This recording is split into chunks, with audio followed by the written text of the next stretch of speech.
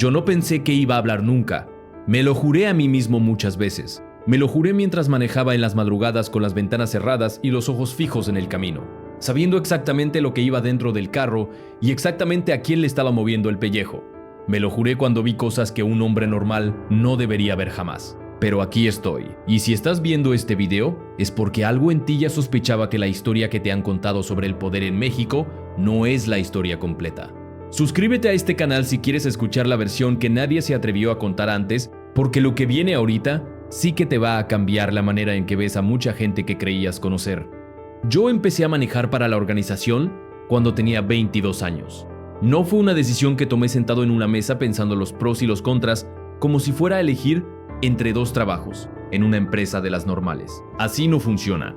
En el lugar donde yo crecí, en esa parte de Jalisco donde el CJNG no es una sigla de noticias, sino la realidad de todos los días, las cosas pasan. Te vas metiendo poco a poco. Empiezas haciendo un favor, luego otro, y un día volteas y ya estás adentro sin que nadie te haya dado un contrato firmado ni te haya explicado las reglas del juego.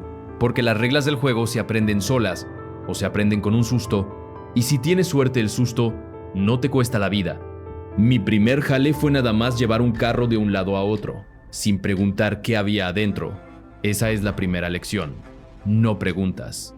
Nunca preguntas. No porque te lo digan explícitamente, sino porque el ambiente solo te enseña que las preguntas no son bienvenidas y que la gente que pregunta demasiado tiende a desaparecer del mapa antes de lo que les gustaría. Así que yo aprendí rápido. Manejaba, entregaba, regresaba, manejaba, entregaba, regresaba. Y poco a poco fui subiendo. No porque fuera el más cabrón ni el más ambicioso, sino porque era puntual, porque era callado y porque nunca ni una sola vez fallé en lo que me encargaron. Hay algo que la gente de afuera no entiende bien sobre cómo funciona la confianza dentro de la organización. No es como en las películas donde el jefe te prueba poniéndote en situaciones extremas de violencia para ver si tienes agallas. Eso existe, sí, pero no es lo más importante. Lo más importante es la consistencia, la confiabilidad. Que cuando dices que vas a estar en un lugar a las 3 de la mañana, estés en ese lugar a las 3 de la mañana. Que cuando te encargan algo, ese algo llegue donde tiene que llegar sin que nadie tenga que llamarte para preguntar cómo vas. Eso es lo que te hace subir, la consistencia. Y yo era muy consistente. Pasaron unos 2 años antes de que me asignaran al nivel donde ya estaba en contacto directo con gente de más arriba. Ya no eran favores de andar llevando y trayendo cosas sin saber qué eran. Ya sabía bien qué movía, ya sabía para quién trabajaba, y ya entendía la estructura lo suficiente como para navegar dentro de ella, sin cometer errores que me pudieran costar caro. Y fue en ese nivel donde empecé a escuchar el nombre del Mencho no como un rumor o como una leyenda, sino como una instrucción concreta.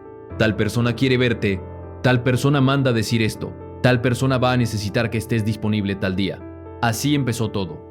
La primera vez que lo vi en persona fue en un rancho. No voy a decir dónde, no porque no pueda, sino porque hay detalles que aunque estén en este relato, tienen implicaciones que van más allá de lo que quiero poner en el aire por ahora. Lo que sí puedo decir es que el hombre que vi esa primera vez no se parecía a lo que me había imaginado. Yo había construido en mi cabeza una imagen de alguien imponente, de alguien que entrara a un cuarto y que el cuarto mismo se tensara. Y sí, había algo de eso. Había una presencia, pero también había algo más tranquilo, más pausado de lo que esperaba. El Mencho hablaba poco, escuchaba mucho, y cuando hablaba, la gente que estaba alrededor dejaba de hacer lo que estaba haciendo y prestaba atención, no porque nadie les dijera que lo hicieran, sino porque así era. Me dijeron que iba a ser su chofer, no como pregunta, como información. Y yo asentí porque eso era lo que uno hacía en esa situación. Y así empezó la etapa de mi vida que más me ha costado procesar, la que más noches de sueño me ha quitado y la que me trajo hasta aquí contándote todo esto. Ser el chofer del Mencho no es un trabajo, ya lo dije antes, es una posición. Implica cosas que van mucho más allá de agarrar el volante y llevar a alguien de un punto a otro. Implica discreción absoluta, implica disponibilidad total, a cualquier hora, en cualquier circunstancia, sin preguntas ni quejas. Implica la capacidad de leer el ambiente y entender cuándo hablar y cuándo quedarte callado, como si fueras parte del asiento. Y sobre todo, implica una cosa que suena simple pero que es de las más difíciles que existen. Implica ver sin ver, escuchar sin escuchar, estar presente sin estar presente. Con el tiempo aprendí a hacer eso muy bien. Me volví casi invisible. Algo que está ahí pero que nadie nota especialmente, como el volante o el espejo retrovisor.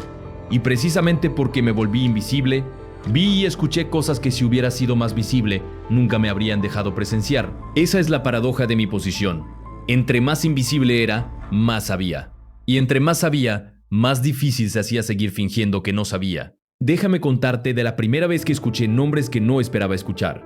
Fue en un trayecto de noche, una de esas noches donde el camino está solo y la oscuridad afuera parece más densa que de costumbre. El Mencho iba en el asiento de atrás. Iba hablando por teléfono, o más bien escuchando, con esa manera suya de sostener el celular sin que su cara diga nada de lo que está pensando.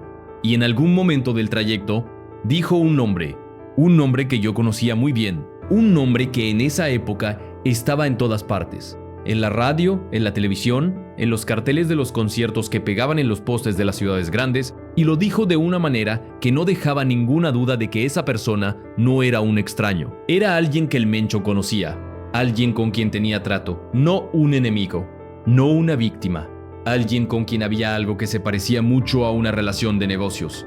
Yo no pestañeé, seguí manejando como si no hubiera escuchado nada. Esa fue la noche en que entendí que mi trabajo iba a ser más complicado de lo que pensaba y que las cosas que iba a ir acumulando en la memoria con el tiempo iban a pesar mucho, porque no fue la única vez, ni la segunda ni la décima.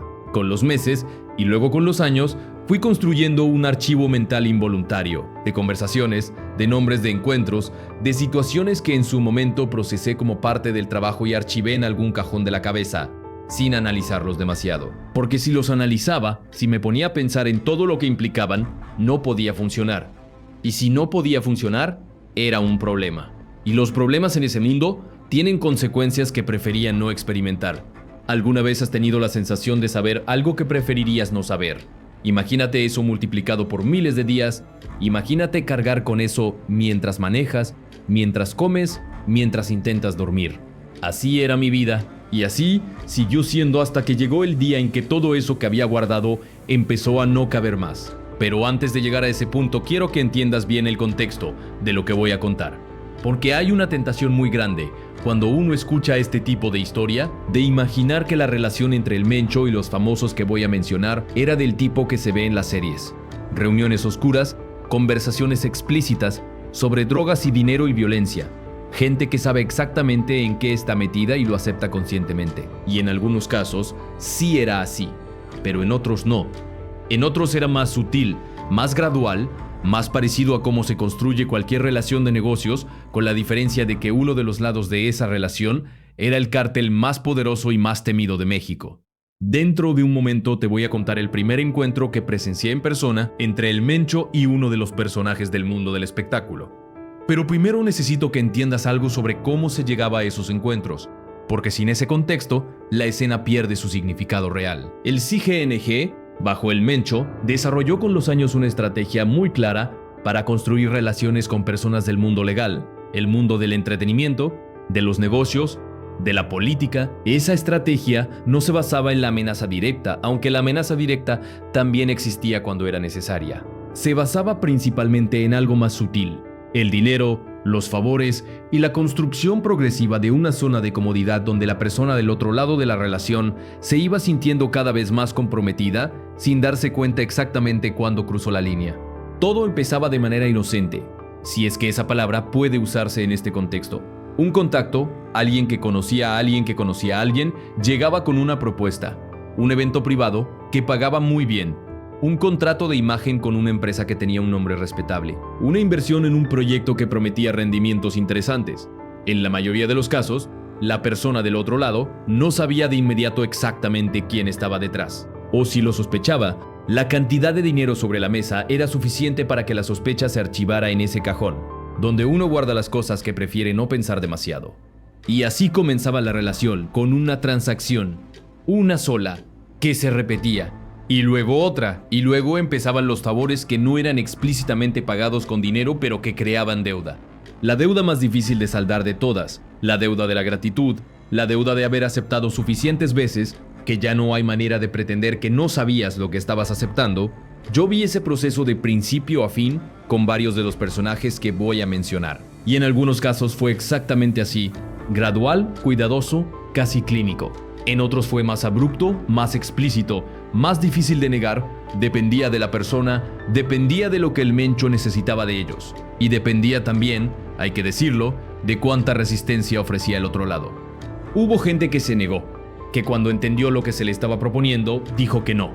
Y a esa gente generalmente no le pasó nada, porque el Mencho no era de los que gastaba energía en quien no quería colaborar cuando había suficiente gente dispuesta a hacerlo. ¿Hubo excepciones a esa regla? Sí, casos donde la negativa tuvo consecuencias que prefiero no detallar aquí. Pero en general, si alguien se negaba de entrada, antes de estar demasiado metido, la puerta se cerraba y se buscaba otro. El talento y la fama no escasean en México. Siempre había otro. Pero los que decían que sí, ya sea por codicia, por miedo, por ingenuidad o por una combinación de las tres, esos se quedaban. Y yo los veía. Los veía en los eventos privados a los que llegaban con cara de no saber exactamente dónde estaban. Los veía en las reuniones donde yo estaba parado junto al carro, escuchando sin querer los fragmentos de conversación que salían por las ventanas abiertas. Los veía en la manera en que cambiaban con el tiempo, en cómo la incomodidad inicial se iba convirtiendo en familiaridad, y la familiaridad en algo que se parecía demasiado a la normalidad. El primer encuentro directo que presencié fue en Guadalajara. Era una tarde de viernes, de esas donde la ciudad tiene ese ambiente de final de semana que hace que todo parezca más relajado de lo que es. Llevé al Mencho a una dirección en una colonia de las buenas, de esas donde las casas tienen bardas altas y cámaras en las esquinas y los vecinos se hacen los que no ven lo que pasa. Me quedé en el carro, pero las ventanas del carro estaban parcialmente abiertas porque hacía calor y la puerta principal de la casa estaba a menos de 15 metros. Y pude escuchar, con suficiente claridad para no tener dudas sobre lo que estaba pasando, una conversación sobre dinero, sobre un proyecto musical, sobre la manera en que ciertos fondos iban a fluir a través de una empresa que a todos los efectos legales parecía completamente limpia. La persona con quien hablaba el Mencho esa tarde era alguien cuya voz yo reconocí de inmediato. Era una voz que había escuchado en canciones, en entrevistas, en esos programas de televisión donde los artistas van a hablar de sus proyectos y de sus inspiraciones y de lo mucho que aman a su público. Era una voz famosa y estaba ahí, a 15 metros de donde yo estaba sentado, negociando con el Mencho sobre cómo mover dinero del cártel a través de un proyecto que millones de personas iban a consumir sin saber nada de todo esto. No voy a decir el nombre, todavía no porque quiera guardarlo para siempre, sino porque hay tiempos y hay formas, y el nombre sin el contexto completo solo genera escándalo sin generar comprensión. Y lo que quiero que entiendas no es el escándalo, es la estructura, es cómo funciona esto por dentro. Porque el nombre solo es la punta, y si te quedas mirando la punta, nunca ves el iceberg. Después de esa tarde en Guadalajara, hubo otras, muchas otras. En Jalisco, en Sinaloa, en la Ciudad de México, en lugares que preferiría no ubicar geográficamente por razones que entenderás. Y en cada uno de esos lugares, en cada uno de esos encuentros, fui acumulando más piezas de ese rompecabezas que no quería armar pero que se iba armando solo. Había categorías, si lo quieres ver así, no todos los famosos que tuvieron algún tipo de relación con el CING estaban en la misma situación ni jugaban el mismo papel. Los que yo vi se dividían grosso modo en tres tipos. Los primeros eran los que habían llegado ahí prácticamente sin darse cuenta, que habían aceptado un pago por una presentación privada, sin investigar demasiado quién pagaba, y que cuando la situación empezó a volverse más clara, preferían cerrar los ojos y seguir cobrando antes que hacer preguntas que podían tener respuestas peligrosas. Esos, en mi opinión personal, eran los más trágicos, porque en muchos casos eran gente que genuinamente no quería estar ahí, pero que ya estaba demasiado metida para salirse fácilmente. Los segundos eran los que sí sabían, los que llegaron con los ojos abiertos, que entendieron desde el principio o casi desde el principio con qué estaban tratando y que tomaron la decisión consciente de que el dinero, la protección o los favores valían el riesgo. Esos me generaban menos lástima y más algo que se parece al desprecio porque tenían opción y la usaron de la manera que usaron.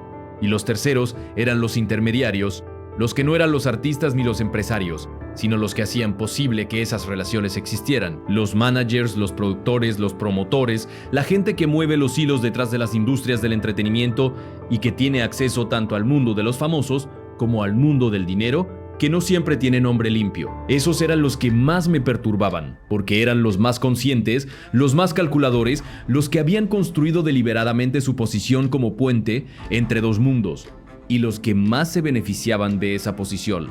Hay uno de esos intermediarios que aparece muchas veces en lo que voy a contar. No le voy a poner nombre todavía, igual que con los artistas, pero sí te voy a describir cómo operaba. porque entender a este tipo de persona es fundamental para entender cómo funciona toda la estructura. Este hombre tenía una empresa de producción y representación artística completamente legal, con oficinas en una ciudad grande, con empleados, con clientes de nombre reconocido, con presencia en redes sociales y en los medios del medio, y al mismo tiempo era uno de los contactos más útiles que el Mencho tenía para acceder al mundo del espectáculo. Sabía qué artistas estaban en problemas financieros, sabía qué proyectos necesitaban inversión, sabía cuáles eran las vulnerabilidades de cada persona, qué botones apretar para que una propuesta que de otra forma hubiera sonado inaceptable, sonara razonable. Era, en el lenguaje del crimen organizado, un operador, alguien que hace posible lo que de otra forma no sería posible, y era muy bueno en su trabajo. Yo lo vi interactuar con el Mencho varias veces, y lo que me quedaba siempre era la sensación de estar viendo a alguien que había aprendido a traducir entre dos idiomas: el idioma del mundo legal, con su lenguaje de contratos y proyecciones y retornos de inversión, y el idioma del mundo del cártel con sus propias reglas y sus propias formas de expresar lo que quiere. Este hombre hablaba los dos con fluidez, y esa fluidez era su valor más grande y también eventualmente su mayor problema. Ya estamos llegando a la parte que cambia todo. La parte que cuando la cuento, incluso a mí me cuesta creer que lo viví, aunque yo sé perfectamente que sí lo viví porque estaba ahí. Ocurrió en un evento privado, de los grandes, de esos donde la música en vivo, la comida cara y el ambiente de celebración hacen que sea fácil olvidar dónde estás y con quién estás. Un evento que desde afuera, si alguien lo hubiera fotografiado sin saber el contexto, habría parecido la fiesta de cualquier empresario exitoso. Gente bien vestida, caras conocidas, risas, brindis. Yo estaba en el exterior cerca de los carros, pero desde donde estaba podía ver a través de unas ventanas grandes que daban al jardín. Y en ese jardín vi reunidas al mismo tiempo personas cuya presencia conjunta en el mismo lugar no debería haber sido posible. Artistas de primera línea, empresarios con nombres que aparecen en las listas de los más ricos de México y gente del cártel. No los sicarios, no los halcones, la gente de arriba, la gente que toma decisiones, la gente cuya presencia en un lugar lo convierte en algo completamente diferente de lo que parece. Y ahí estaban todos juntos, platicando, riendo, brindando, en una normalidad que todavía hoy me resulta difícil de procesar, porque lo que yo veía desde afuera no era una reunión tensa entre mundos que se repelen. Era una reunión cómoda entre personas que se conocían, que tenían historia, que tenían dinero de por medio y compromisos que los mantenían en la misma órbita. Era la zona gris hecha evento social. Era la simbiosis funcionando perfectamente, justo como estaba diseñada para funcionar. Esa noche conduje de regreso sin decir una sola palabra. El Mencho tampoco habló mucho. Iba con esa mirada suya de quien está procesando cosas que nadie más puede ver. Y yo manejaba y pensaba en todas las caras que había visto a través de esas ventanas. Y pensaba en la música de esas personas que había escuchado en mi vida. Y pensaba en las entrevistas donde hablaban de sus valores y de su trabajo duro y de lo agradecidos que estaban con su público. Y pensaba que el público no sabía nada de esto. Que el público aplaudía y bailaba y compraba boletos y ponía streams sin saber que una parte del dinero que generaban esos artistas o una parte de los recursos con los que esos artistas construyeron su carrera tenía una historia que nadie había contado. Ese pensamiento me pesó durante mucho tiempo. Todavía me pesa. No me hace sentir bien contarlo, pero me hace sentir peor callarlo. Hubo un periodo en que pensé en salirme, en buscar la manera de alejarme de todo eso, de construir algo diferente lejos de ese mundo. Pero cuando estás en ese nivel de la organización, la salida no es una puerta que simplemente abres y cruzas. Es un proceso mucho más complicado, mucho más peligroso, que requiere de una combinación de timing, de aliados, de recursos y de suerte que no siempre se dan al mismo tiempo. Y mientras esperaba que esas condiciones se alinearan, seguía ahí, seguía manejando, seguía viendo, seguía acumulando. Déjame contarte sobre el dinero, sobre cómo fluía y a dónde iba, porque esa es quizás la parte más importante de entender si uno quiere comprender por qué estas relaciones con los famosos no eran simplemente una excentricidad del Mencho o una búsqueda de glamour. Eran una necesidad operacional. El CGNG mueve cantidades de dinero que son difíciles de dimensionar para alguien que no ha estado adentro. No hablo solo de los millones que se generan con el tráfico de drogas. Hablo también de todo lo demás. La extorsión, el control de territorios, los negocios que parecen legales pero que son parte de la estructura. Todo ese dinero necesita moverse. Necesita transformarse de cash a algo que se pueda usar sin levantar banderas. Y para hacer eso, necesitas estructuras legales. Necesitas empresas con historial, con clientes reales, con transacciones que cuadren. Necesitas, en otras palabras, exactamente el tipo de colaboración que esos artistas, esos empresarios y esos intermediarios podían proveer. Las empresas de entretenimiento son perfectas para esto. Y no lo digo como teoría, lo digo porque lo vi funcionar. Un concierto genera ingresos en efectivo que son difíciles de auditar completamente. Una producción musical tiene costos que pueden inflarse sin que sea obvio. Un contrato de imagen con una empresa anónima puede pagarse con fondos que en papel vienen de cualquier parte. La industria, con su tradición de contratos informales y su flujo constante de cash, es un vehículo que para lavar dinero funciona de maravilla. Y el CGNG lo aprovechaba con una eficiencia que, si no fuera por lo que era, casi habría que admirar. Yo transporté documentos relacionados con algunas de esas transacciones, no como parte central de mi trabajo, pero sí en ocasiones en que se necesitaba a alguien de absoluta confianza para llevar ciertas cosas de un lado a otro, sin que pasaran por canales que pudieran dejar rastro. No voy a decir qué documentos eran exactamente, porque hay investigaciones en curso y hay cosas que no le corresponden a este espacio. Pero sí puedo decir que en esos documentos aparecían nombres de personas y de empresas que cualquier mexicano reconocería. Nombres del mundo del entretenimiento, nombres del mundo de los negocios, nombres que hoy siguen apareciendo en portadas de revistas y en entrevistas de televisión como si nada. Eso es lo que más me cuesta, no la violencia. La violencia en ese mundo es visible, tiene forma, tiene consecuencias concretas que la sociedad puede ver y nombrar, aunque prefiera no hacerlo. Lo que más me cuesta es la parte invisible, la parte que opera en los márgenes de lo legal, la parte que usa los mecanismos del mundo normal para hacer cosas que el mundo normal debería rechazar con todas sus fuerzas. Porque esa parte es la más difícil de ver, la más difícil de probar, y la que más daño hace a largo plazo a la sociedad, porque corroe desde adentro las instituciones y las industrias que la gente necesita creer que son limpias. En los comentarios quiero que me digas qué parte de lo que estás escuchando te resulta más difícil de creer, no porque quiera debatir, sino porque me interesa saber hasta dónde llega la capacidad de la gente de afuera para dimensionar lo que yo estoy describiendo desde adentro. Porque muchas veces, los que vivimos estas cosas asumimos que son más conocidas de lo que en realidad son. Y a veces me sorprende la distancia que hay entre lo que yo sé que pasó y lo que la gente cree que es posible que haya pasado. Hubo un momento en que el Mencho me dijo algo que nunca se me ha olvidado. Fue en uno de esos trayectos de noche de los que ya te platiqué. Íbamos callados como solíamos ir, y de repente él habló sin que nadie le hubiera dicho nada, como si continuara una conversación que estaba teniendo solo en su cabeza. Dijo: el que controla el entretenimiento controla la conversación. Dijo: la gente no le teme a lo que no puede ver. Dijo: si apareces en la música de la gente, en sus fiestas, en sus sueños, eres parte de su mundo, aunque ellos nunca lo sepan. Yo no dije nada, seguí manejando, pero esas palabras se me quedaron grabadas de una manera que no me he podido explicar del todo, porque en ellas había una verdad que me perturbaba no solo por lo que decía sobre el Mencho y sobre el cártel, sino por lo que decía sobre nosotros, sobre la sociedad, sobre la facilidad con que aceptamos ciertas cosas cuando vienen envueltas en la música que nos gusta o en la cara de alguien que admiramos, sobre la manera en que el poder, cualquier poder, aprende a hablar el idioma de lo que la gente quiere escuchar. Dale like a este video si lo que estás escuchando te hace sentir que finalmente alguien está poniendo palabras a algo que ya intuías pero que no podías articular. Porque eso es exactamente lo que yo quiero hacer aquí.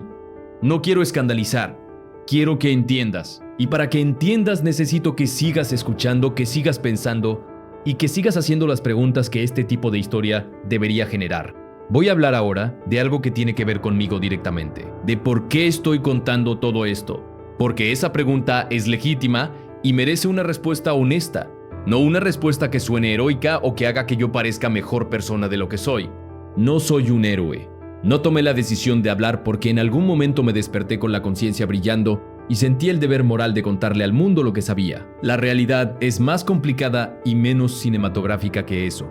La realidad es que llegó un punto en que las circunstancias me pusieron en una posición donde hablar era lo más inteligente que podía hacer para sobrevivir, donde lo que sabía se convirtió en la única moneda de cambio que tenía, y donde el costo de seguir callando empezó a ser mayor que el costo de hablar.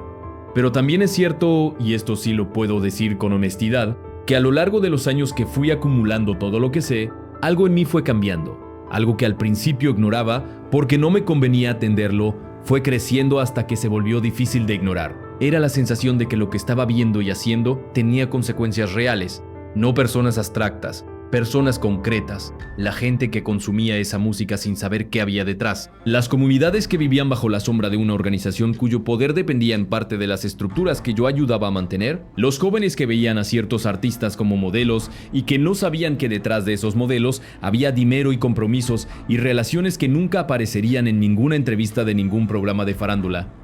Esa sensación no me convirtió en un hombre justo de la noche a la mañana, no funciona así.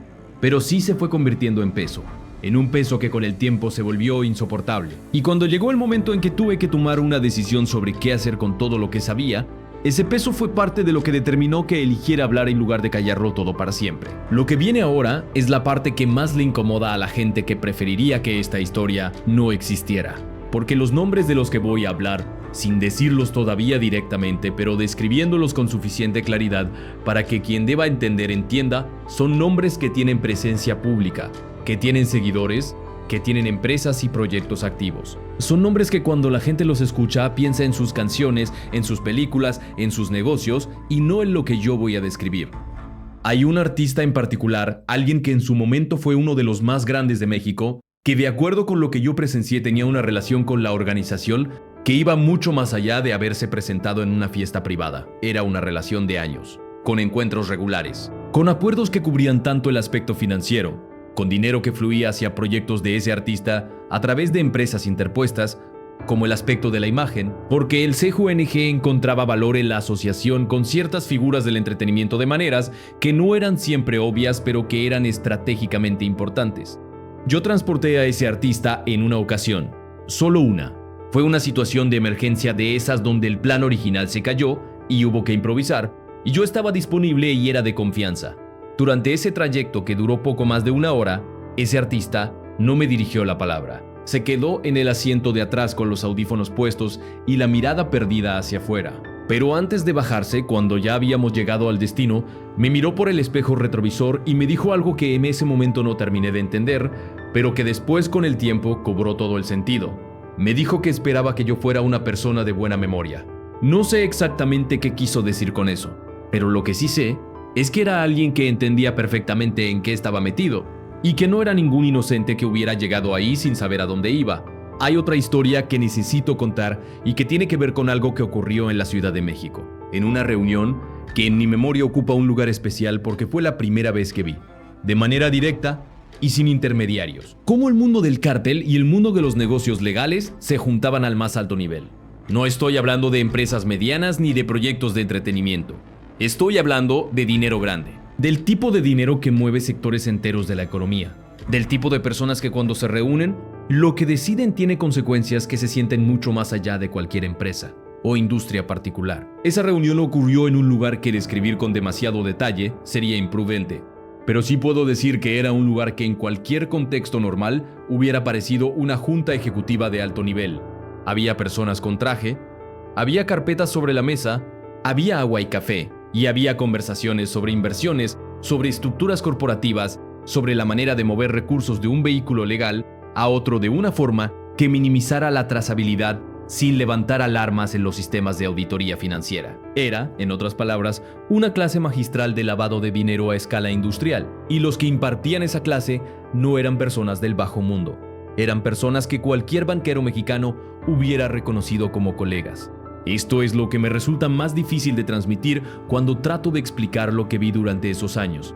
La absoluta normalidad de mucho de lo que ocurría. La gente no se reúne con el CJUNG en lugares oscuros con músico de fondo de película de narcos. Se reúne en salas de reuniones y en ranchos privados y en restaurantes de los caros. Hablan con el lenguaje del mundo de los negocios. Usan términos que vienen de los libros de finanzas y de administración que estudiaron en las universidades privadas. Y hacen con toda esa apariencia de normalidad y de profesionalismo cosas que si las describiera sin el contexto parecerían cualquier junta corporativa ordinaria, pero que en su esencia son parte de la maquinaria que sostiene al cártel más poderoso de México. Eso es lo que el Mencho construyó, no solo una organización capaz de violencia extrema, aunque eso también lo construyó, y de eso no hay ninguna duda, sino una organización capaz de habitar el mundo legal con suficiente fluidez como para que sus operaciones financieras y sus relaciones de poder sean indistinguibles, desde afuera, de las operaciones y las relaciones de cualquier corporativo grande. Eso es mucho más peligroso que la violencia, porque la violencia se puede enfrentar con más violencia, con militares, con operativos, con lo que sea. Pero algo que se mezcla con el tejido normal de la sociedad económica y cultural de un país es mucho más difícil de combatir sin dañar al mismo tiempo todo lo que está alrededor. Activa la campanita si quieres que este canal siga produciendo el tipo de contenido que te ayuda a entender esto. Porque lo que viene en los próximos videos sobre el CYNG, sobre las estructuras de poder en México y sobre las personas que aparecen en este relato con nombres todavía no dichos, va a seguir siendo del tipo de información que mucha gente preferiría que no circulara. Quiero hablar ahora del miedo, porque sería deshonesto contar todo esto sin hablar del miedo. El miedo fue una constante en todos esos años. No el miedo paralizante, porque ese tipo de miedo no te deja funcionar. Y en ese trabajo no podías darte el lujo de no funcionar, sino un miedo más sordo, más constante, más parecido a un zumbido de fondo que nunca se callaba del todo. El miedo de equivocarte, el miedo de decir algo de más, el miedo de que alguien de adentro decidiera que sabías demasiado, el miedo de que la confianza que te habían dado un día te la quitaran al siguiente sin previo aviso y sin posibilidad de apelación. Ese miedo me enseñó cosas sobre mí mismo que no me gusta reconocer. Me enseñó hasta dónde puedes llegar a adaptarte cuando la alternativa es peor. Me enseñó que las líneas morales que uno cree que nunca cruzaría pueden correrse más de lo que imaginabas cuando las circunstancias aplican suficiente presión. No lo digo como excusa. Lo digo porque creo que la honestidad sobre esto es parte de lo que hace que este relato sirva de algo más que de entretenimiento. Porque si cuento esto como si fuera simplemente la historia de un testigo neutral, como si yo hubiera estado ahí observando sin participar en nada, estaría mintiendo. No fui el más violento, no fui el más implicado, pero tampoco fui inocente. Fui parte de esa estructura. Y esa es una verdad con la que vivo todos los días y con la que voy a vivir el resto de mi vida. Lo que me parece importante que la gente entienda, especialmente la gente joven, que está creciendo en contextos donde el crimen organizado tiene presencia normalizada, es que las decisiones que parecen pequeñas al principio, los favores que parecen sin consecuencias, los ojos que se cierran ante cosas que uno prefiere no ver, tienen una forma de acumularse hasta que el camino de regreso se vuelve casi invisible. No porque no exista, sino porque se fue cubriendo de capas y más capas de complicidad que hacen difícil saber por dónde empezar a desandarlo. Ese es el mensaje que me importa más que cualquier nombre o cualquier escándalo. Que los sistemas de complicidad no se construyen de un solo golpe. Se construyen de a poco, de decisiones que en el momento parecen menores, y que la gente que termina en posiciones como la que yo tuve, tanto los del mundo del crimen, como los del mundo del espectáculo y los negocios que se involucraron con el cártel, en muchos casos llegó ahí dando pasos que individualmente podría haber defendido como razonables, aunque la dirección de esos pasos llevara inevitablemente a donde llevó. México necesita esa conversación. La conversación incómoda sobre cómo se construyen esas zonas grises, sobre quién las mantiene, sobre quién se beneficia de que existan y sobre quién paga el costo de que existan. No con condena fácil ni con absolución fácil. Con la disposición de mirar de frente algo que duele mirar, pero que no va a cambiar si seguimos mirando hacia otro lado. No olvides dejar tu comentario con la parte de esta historia que más te impactó. No olvides compartir este video con alguien que creas que necesita escuchar esto. Y no olvides suscribirte si quieres seguir recibiendo el tipo de contenido que este canal produce, porque la historia que empecé a contarte hoy no termina aquí. Faltan capítulos, faltan nombres, faltan detalles que cuando llegue el momento y de la manera correcta, van a terminar de completar el cuadro que hoy apenas comenzamos a esbozar juntos. Yo hablé, y al hablar sé que cambié cosas que ya no se pueden deshacer. Pero también sé que hay una diferencia entre guardar silencio por miedo y guardar silencio por elección. Y llegué al punto donde ya no quería seguir confundiendo las dos cosas. Esto apenas comienza. Hay cosas que no les conté todavía y que necesito contar, no porque me hagan quedar bien, sino porque son parte de la verdad completa. Y la verdad, a medias, es casi tan peligrosa como el silencio. Una de esas cosas tiene que ver con la música. Con la manera en que la música del narco, la que glorifica al cártel, a sus líderes, a su estilo de vida, no es simplemente una expresión cultural espontánea que surgió desde abajo. En muchos casos, fue financiada, fue promovida, fue diseñada como parte de una estrategia de comunicación que el CGNG desarrolló deliberadamente para construir una narrativa sobre sí mismo en el imaginario popular. Yo escuché conversaciones sobre eso, sobre qué artistas iban a grabar, qué corridos, sobre cómo se iban a distribuir esas canciones, sobre qué plataformas y qué radios iban a recibirlas y cómo. Era una operación de relaciones públicas, básicamente.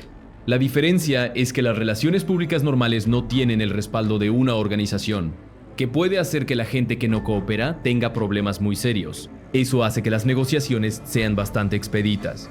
No todos los artistas que grabaron música enlateciendo al CGMG lo hicieron de manera completamente voluntaria ni con plena conciencia de todo lo que implicaba. Algunos sí, con todo el conocimiento del mundo. Otros fueron presionados de maneras que variaban desde lo sutil hasta lo que no deja espacio para malentendidos. Y otros simplemente grabaron lo que les pagaron por grabar sin preguntarse demasiado quién pagaba y por qué.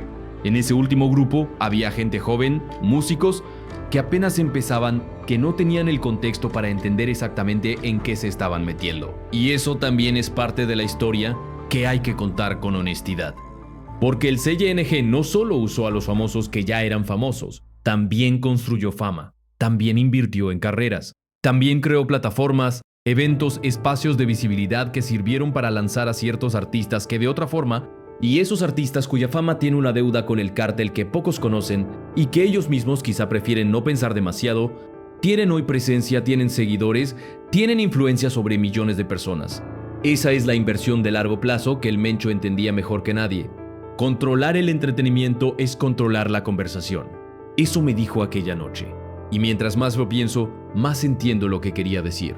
No se trataba solo de lavar dinero. Se trataba de algo más grande, de construir una presencia cultural que normalizara al CGNG, que le diera cara humana, que lo convirtiera en parte del paisaje cultural de México, de una manera que fuera mucho más difícil de erradicar que cualquier estructura financiera o cualquier operativo militar. Y en gran medida, lo logró. La música que glorifica al CGNG suena en millones de teléfonos. Los artistas vinculados a esa órbita tienen fans que los defienden con ferocidad. El estilo de vida que promueve esa cultura tiene aspirantes en colonias de todo el país. Eso no ocurrió solo, fue construido. Y yo fui testigo de parte de cómo se construyó. Hay algo más que quiero decir sobre los políticos. No porque vaya a nombrar a nadie en este momento, sino porque sería deshonesto hacer todo este recorrido por el mundo del entretenimiento y los negocios sin mencionar que la penetración del CGNG en el mundo político es al menos tan profunda como la que tuve la oportunidad de observar en esas otras esferas. No voy a entrar en detalle ahora sobre eso porque es un capítulo que merece su propia atención y que requiere un nivel de cuidado aún mayor que todo lo que he contado hasta aquí. Pero sí te puedo decir que en los años que pasé en esa posición, los encuentros con personas del mundo político no eran raros, no eran excepcionales, no eran situaciones de emergencia donde alguien que normalmente no tendría ningún contacto con el cártel se veía obligado a tenerlo.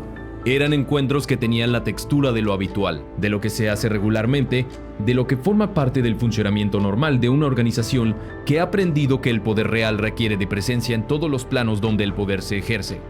Eso es lo que más me costó procesar de todo lo que viví. No las conversaciones sobre negocios, no los eventos privados con artistas, sino darme cuenta de que la frontera entre el Estado y la organización criminal en ciertos puntos, en ciertos momentos, en ciertas personas, no era una frontera, sino una zona fluida donde uno y otro se mezclaban con una naturalidad que debería ser imposible, pero que en México es una realidad que quienes trabajan en ciertos niveles conocen perfectamente aunque nunca lo vayan a decir en público. Suscríbete a este canal si quieres seguir este relato hasta el final. Porque hay más, hay mucho más, y yo estoy dispuesto a contarlo de la manera correcta y con la responsabilidad que se merece, para que esta historia sirva de algo más que de escándalo de un día, para que ayude a la gente a entender con más claridad el país en que vive y los mecanismos que lo mantienen funcionando de la manera en que funciona. La última cosa que quiero decir hoy tiene que ver con las personas que van a escuchar esto y que van a reconocerse en alguna parte de lo que conté. No los artistas, ni los empresarios, ni los políticos que aparecen en el fondo de estos relatos, sino la gente común, la gente que trabajó sin saberlo en empresas vinculadas a estas estructuras, la gente que consumió productos culturales sin saber lo que había detrás de ellos, la gente que vivió en comunidades donde la presencia del CYNG era tan normalizada que participar de su economía era simplemente parte de sobrevivir. Para esa gente no tengo juicio. Tengo algo que se parece más a la solidaridad aunque venga de un lugar complicado como el mío. Porque esa gente en cierta medida soy yo. Soy alguien que creció en un contexto donde ciertas cosas eran simplemente la realidad y que tomó decisiones que en otro contexto quizás habrían sido diferentes. No hay inocentes perfectos en esta historia, pero tampoco hay culpables uniformes. Hay personas que tomaron decisiones en las circunstancias que tuvieron, con la información que tenían y con las opciones que les estaban disponibles. Y juzgar eso desde afuera, desde la comodidad de quien no vivió esas circunstancias, es más fácil de lo que es justo. Lo que sí es justo pedir es que las personas que sí tuvieron opciones, que sí tuvieron recursos, que sí tuvieron el privilegio de elegir y eligieron meterse en esto de todas formas, respondan por sus decisiones. Que los sistemas que hacen posible este tipo de complicidades sean investigados, expuestos y cambiados. Que México construya las instituciones que necesita para que estas cosas sean más difíciles de ocurrir. No imposibles, porque nada es imposible, pero sí más difíciles, más costosas, menos impunes. Eso es lo que yo quiero que salga de haber hablado. No venganza, no espectáculo, sino algo que se parezca a un paso, aunque sea pequeño, en la dirección de un país donde estas historias sean la excepción y no la regla. Donde los choferes del Mencho no tengan nada que contar, porque las relaciones que yo describí nunca llegaron a existir. Ese México existe. No hoy, no mañana, pero puede existir si suficientes personas deciden que quieren construirlo.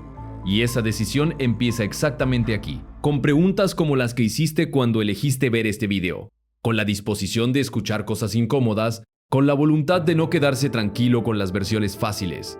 Gracias por escuchar. La historia continúa. Déjame contarte sobre una noche en particular que todavía aparece en mis sueños con una claridad que ningún tiempo logra borrar. Era una noche de esas en que el cielo de Jalisco se pone de un negro tan limpio que las estrellas parecen más cerca de lo que deberían. Y yo llevaba al Mencho por una carretera que conocía de memoria, con las luces del tablero como la única iluminación dentro del carro y el silencio afuera tan denso que se escuchaba el viento contra el vidrio. Habíamos venido de una reunión larga, de esas que te dejan la cabeza llena de fragmentos de conversaciones y nombres y números que uno no debería recordar pero que se quedan pegados de todas formas. En esa reunión habían estado dos personas del mundo del entretenimiento que yo había visto antes en situaciones muy diferentes. Los había visto en una entrevista de televisión, juntos, hablando de un proyecto que iban a lanzar con esa energía de entusiasmo profesional que la gente en ese mundo sabe proyectar también. Y ahora los veía sentados en la misma mesa que el Mencho, hablando de cosas que nunca iban a aparecer en ninguna entrevista de ningún programa. Hablando de dinero, de cómo ciertas sumas iban a viajar de un lado a otro a través de estructuras que desde afuera parecían completamente normales. De quién iba a firmar qué y de quién iba a saber qué.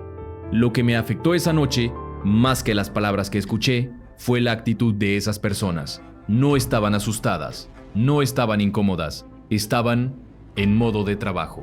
Estaban resolviendo un problema de negocios igual que lo habrían hecho en cualquier reunión ordinaria, en cualquier oficina ordinaria.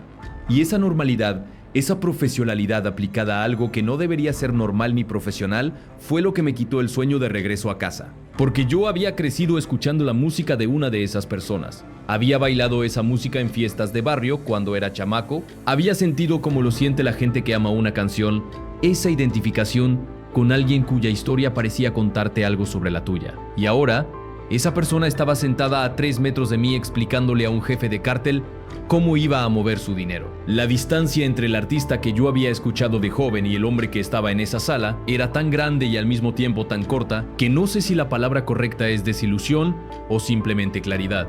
Porque a veces la claridad duele más que la mentira. Y esa noche fue claridad de esa que duele. Regresemos al tema de los intermediarios porque creo que no le di suficiente espacio antes y merece más. Los intermediarios son la pieza que más raramente aparece en las historias sobre crimen organizado y mundo del espectáculo. Y son, sin embargo, los que hacen posible que esas historias ocurran. Son los traductores entre mundos. Los que conocen los códigos de ambos lados y los saben combinar de una manera que para los que no están dentro parece magia, pero que en realidad es simplemente trabajo. Trabajo especializado. Trabajo peligroso. Trabajo muy, muy bien pagado. El intermediario que yo más traté no era una persona con perfil de criminal. Era una persona que en cualquier contexto social normal habría parecido lo que su tarjeta de presentación decía que era. Un productor musical exitoso con buen gusto, buenos contactos y una agenda llena de nombres reconocidos. Hablaba bien, se vestía bien, sabía de qué hablar con quien tuviera enfrente, ya fuera un director de un sello discográfico o el brazo derecho del Mencho. Esa versatilidad era su producto. Esa capacidad de moverse cómodo en cualquier ambiente era lo que lo hacía valioso para la organización, y lo que al mismo tiempo lo hacía casi imposible de ver desde afuera, como lo que también era. Lo vi mandar mensajes de texto mientras estaba sentado junto al Mencho. Lo vi hacer llamadas desde el baño de restaurantes donde estaban reunidos con personas del mundo del entretenimiento para reportar el estado de la conversación a alguien del cártel que no estaba presente. Lo vi negociar en nombre del cártel con personas que pensaban que estaban negociando con él a título personal. Y todo esto con una naturalidad tan total que si no hubiera sabido lo que sabía, yo mismo podría haberme confundido sobre quién era exactamente. Ese tipo de persona existe en muchos sectores de la economía mexicana, no solo en el entretenimiento, en los bienes raíces, en la construcción, en el comercio de exportación, en sectores que parecen completamente alejados del mundo del narco, pero que en puntos específicos, a través de personas específicas, tienen conexiones que el dinero del crimen organizado usa para circular y transformarse. El CGNG no es una anomalía en ese sentido. Es la versión más visible y más extrema de un sistema de interpenetración entre lo legal y lo ilegal, que tiene raíces mucho más profundas que cualquier cártel particular. Eso lo entendí durante los años que pasé en esa posición. Entendí que el problema no se va a resolver capturando al Mencho, aunque eso sea importante. No se va a resolver desmantelando al CGNG, aunque eso también sea necesario. El problema tiene que ver con la manera en que México construyó sus instituciones, su economía, su cultura, de una forma que creó demasiados espacios donde esa interpenetración era posible y donde los mecanismos que debían prevenirla o detectarla estaban capturados por los mismos intereses que se beneficiaban de que no funcionaran. Eso no es un destino. Eso es una elección colectiva que se fue haciendo durante décadas con muchas pequeñas decisiones que sumadas produjeron el país que tenemos, y las elecciones colectivas se pueden cambiar. Se cambian lentamente, con dificultad, con retrocesos y con resistencias enormes de los que se benefician del statu quo. Pero se cambian. Y parte de cambiarlas, parte importante, es exactamente esto. La gente que sabe cosas que no debería callar decidiendo finalmente no callarlas. Los medios independientes que publican lo que los medios corporativos evitan. Las audiencias que exigen más que entretenimiento y que hacen de la información una práctica colectiva de construcción de conciencia. Esos elementos juntos no garantizan el cambio, pero sin ellos el cambio es simplemente imposible. Yo hice lo que pude con lo que tenía. No fue suficiente antes. Quizás con lo que estoy haciendo ahora, con lo que estoy contando, aporte algo más. No lo sé. Lo que sí sé es que el peso de cargar con todo esto en silencio se volvió mayor que el peso de hablarlo. Y que cuando eso pasa, cuando el silencio cuesta más que la palabra, la decisión, aunque sea difícil, es clara. Quédate en este canal, activa las notificaciones, comparte este video con quien creas que necesita escucharlo. Y si algo de lo que conté hoy te removió algo por dentro, dímelo en los comentarios, porque esas reacciones también son parte de esta historia. La historia no es solo lo que yo viví, es también lo que ustedes hacen con lo que les estoy contando. Y eso, en el fondo, es lo que más importa. Hay una última cosa que quiero dejar bien dicha antes de cerrar este capítulo. Es algo que no tiene que ver con nombres, ni con eventos, ni con transacciones. Tiene que ver con la gente joven, con los chamacos que están creciendo en los mismos contextos donde yo crecí, donde el CGNG o algún otro cártel es parte del paisaje cotidiano, donde las figuras de autoridad y de éxito que conocen de cerca muchas veces son figuras del crimen organizado. Para esos jóvenes, para los que todavía están en ese punto donde las decisiones no se han tomado todavía, o donde todavía hay posibilidad de tomar un camino diferente, quiero decir esto. Lo que te ofrecen no vale lo que cobran por ello. El dinero llega sí, el poder llega en una cierta forma y dentro de una cierta estructura.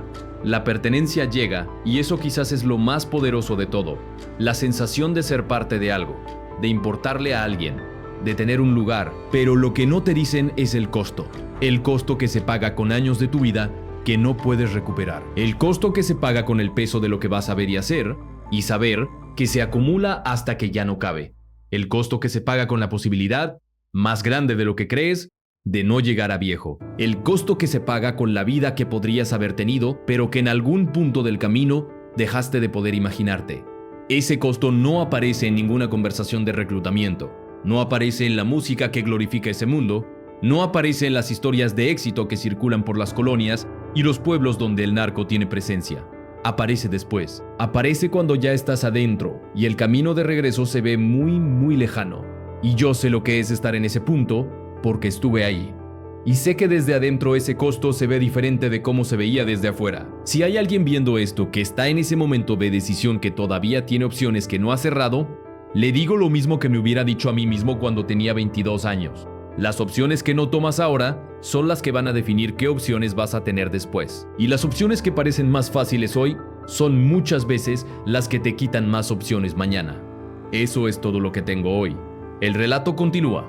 Los nombres van a llegar, los detalles que faltan van a encontrar su momento. Y mientras tanto lo que puedo pedirte es que sigas aquí, que sigas pensando y que entiendas que lo que estás escuchando no es entretenimiento.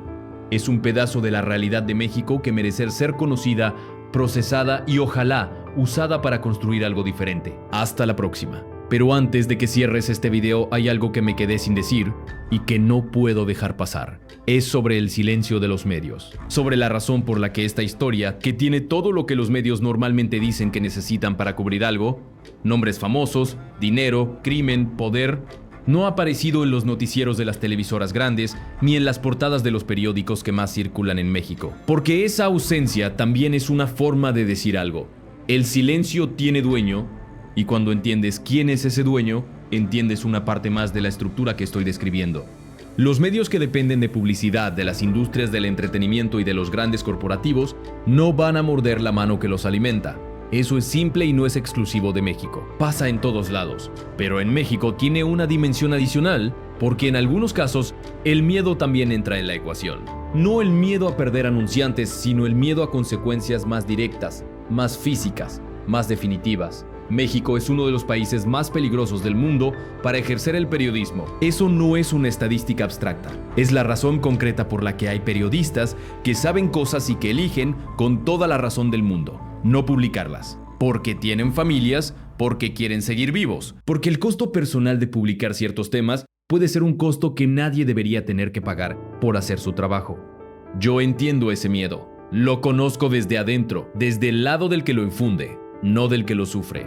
Y entendiendo ese miedo tengo más respeto, no menos, por los periodistas y los comunicadores que a pesar de él siguen publicando, siguen investigando, siguen poniendo sus nombres en historias que hacen incómoda a gente muy poderosa.